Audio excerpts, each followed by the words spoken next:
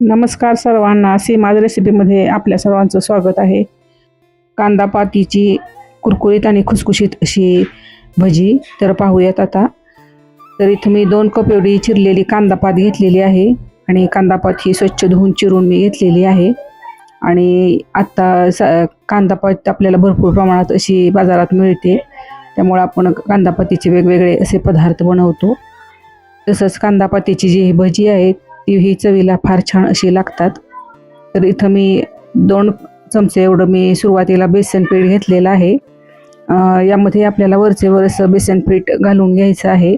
आणि 1 चमचा मी घातलेला आहे तांदूळ पीठ, 2 चमचे एवढं मी लाल पूड घातलेली आहे, 1 चमचा मी घातलेली आहे हळद, 1 चमचा जिरेपूड, 1 चमचा धनेपूड आणि आपल्याला 1 चमचा एवढं मीठ घालून घ्यायचे. आणि हे मिश्रण आहे ते एकजीव होईपर्यंत आपल्याला मिक्स करून घ्यायचं आहे. आणि हे साहित्य मिक्स झाल्यानंतरच आपल्याला हे पिठामध्ये पाणी घालून घ्यायचं आहे. यामध्येच आपल्याला बेसन पीठ थोडंसं कमी वाटतंय, तर इथं मी अजून 2 चमचे एवढं बेसन पीठ यामध्ये घालून घेणार आहे. आपल्याला बेसन पीठ घालताना अंदाजानुसारच घालून घ्यावं लागतं. अगदी आपल्याला पातीच्या अंदाजानुसारच बेसन पीठ यामध्ये घालून घ्यायचं आहे, जेणेकरून आपण जेव्हा कांदा भजी करतो त्यावेळेस पातीची चव ही आपल्याला या भज्यामध्ये लागली पाहिजे. आणि यामध्ये आपल्याला थोडं थोडं पाणी घालून हे मिश्रण आपल्याला तयार करून घ्यायचं आहे, जेणेकरून जास्त घट्ट नाही आणि जास्त पातळ नाही, असं मिडियम स्वरूपाचं आपल्याला हे मिश्रण तयार करून घ्यायचं आहे. आता तुम्ही पाहू शकता हे मिश्रण आहे ते थोडंसं कोरडं आहे. यामध्ये आपल्याला थोडं अजून पाणी घालून घ्यायचं आहे आणि पाणी घालून आपल्याला हे छान मिक्स करून घ्यायचं आहे. आणि जर तुम्हाला कांद्याची किंवा दुसरी कोणतीही जेव्हा तुम्ही भजी करता त्यावेळेस आपलं पीठ व्यवस्थित असणं आणि कांद्याचं प्रमाणही व्यवस्थित असणं आवश्यक असतं. तसंच या मिश्रणामध्येही आपल्याला कांद्याच्या पातीची चव ही व्यवस्थित अशी लागली पाहिजे. आणि जेव्हा आपण भजी बनवतो त्यावेळेस ती चवीला छान आणि कुरकुरीत झाली तर आपल्याला ती छान आवडतात आणि खाल्लीही जातात. तसंच इथं माझं पीठ आहे ते तयार झालेलं आहे. आणि यामध्येच मी घालते चिरून घेतलेली जी कोथिंबीर आहे ती यामध्ये घालते. कोथिंबीर घातल्यानंतर आपल्याला हे मिश्रण जे आहे ते मिक्स करून घ्यायचं आहे. आणि यामध्येच मी घालते अर्धा चमचा एवढा सोडा. आणि सोडा घालून आपल्याला हे मिश्रण परत असं हलवून घ्यायचं आहे, की जेणेकरून सोडा हा व्यवस्थित मिश्रणात मिक्स होईल. आणि यामध्येच मी आता घालणार आहे गरम केलेलं तेल.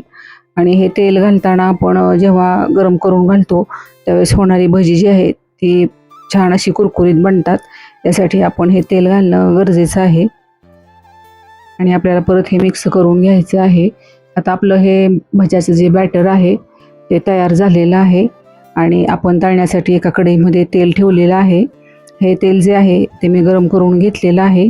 आणि यामध्येच आता आपल्याला चमच्याच्या साहाय्यानं छोटे छोटे असे भजी तेलामध्ये सोडून घ्यायचे आहेत. आणि या भज्यांचा जो आकार आहे तो अगदी गोल असा आला की भजी हे दिसायलाही छान आणि चवीलाही छान लागतात. त्यासाठी आपण हे भज्याचं मिश्रण आहे हे चमच्यानं तेलामध्ये सोडून घ्यायचं आहे. एकदा तेल आपण गरम करून घेतल्यानंतर गॅसची फ्लेम ही आपल्याला बारीकच ठेवायची आहे, जेणेकरून आपण तेलामध्ये जे भजी घातलेले आहेत ते खमंग आणि छान आणि आतपर्यंत असे तळले जातील. यासाठी आपल्याला गॅसची फ्लेम ही बारीकच ठेवायची आहे.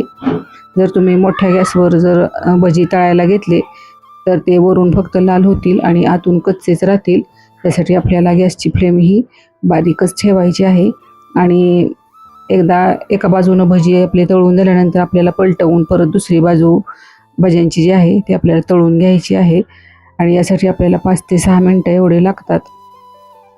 आणि हे भजी जे आहेत ते दुसऱ्या बाजूनं तळून झाल्यानंतर आपण हे तेलातून काढून घ्यायचे आहेत. आणि अगदी खमंग असे आपल्याला भजी तळून घ्यायचे आहेत. आपण जेव्हा तळणीचे कोणतेही पदार्थ बनवतो त्यावेळेस ते व्यवस्थित तळणं हे तेवढंच महत्त्वाचं असतं, म्हणजे होणारा पदार्थ जो आहे तो खुसखुशीत आणि कुरकुरीत असा बनतो. यासाठी आपल्याला हे जे भजी आहेत ते व्यवस्थित असे तळून घ्यायचे आहेत. चवीला छान लागणारे असे हे कांदा पातीची भजी जे आहेत ते आपल्याला मंद गॅसवरच तळून घ्यायचे आहेत किंवा बारीक गॅसवरच तळून घ्यायचे आहेत. आणि यासाठी आपल्याला 5 ते 7 मिनटं एवढी लागतात. आपण कांद्याचे किंवा बटाट्याच्या कापांचे जेव्हा भजी करतो त्यावेळेस सुद्धा आपल्याला अशा प्रकारेच भजी करावे लागतात. आणि फक्त आपण जेव्हा बटाट्याच्या कापांची जेव्हा भजी बनवतो त्यावेळेस जे बॅटर असतं ते आपण पातळसर असं ठेवतो. पण कांदापातीचे किंवा कांद्याचे जे भजी असतात त्याचं पिठाचं जे मिश्रण असतं ते थोडं घट्ट असतं. त्यामुळे आपल्याला हे भजी तळताना थोडा वेळ द्यावा लागतो आणि बारीक गॅसवरच खमंग असे कुरकुरीत होईपर्यंत आपल्याला हे भजी जे आहेत ते तळून घ्यायचे असतात. कांदापातीचे आपण बरेच पदार्थ बनवतो, जसे की आपण कांदापातीची भाजी बनवतो किंवा चायनीज पदार्थामध्ये कांदापातीचा वापर केला जातो. तसंच हा भज्यांचा जो प्रकार आहे तो चवीला छान आणि चविष्ट असा लागणारा पदार्थ आहे. आणि भजी हा पदार्थ असा आहे की तो सर्वांनाच आवडतो किंवा सर्वजण हा जो पदार्थ आहे तो आवडीने खातात. आणि गरमागरम आपण जेव्हा भजी करतो त्यावेळी 2 घास जास्तच खाल्ले जातात. आणि इथं माझे जे भजी आहेत ते तळून झालेले आहेत आणि आपण ते काढून घेणार आहोत. पाहू शकताय तुम्ही कुरकुरीत आणि खुसखुशीत असे भजी तयार झालेले आहेत आणि आपण ते डिशमध्ये सर्व करूयात. जर कांद्याची पात जी आहे ती कोवळी असेल तर भजी अजून चवीला छान लागतो. चॅनलवर नवीन असाल तर चॅनलला सबस्क्राईब करा, लाईक करा, शेअर करा आणि कमेंटही करा.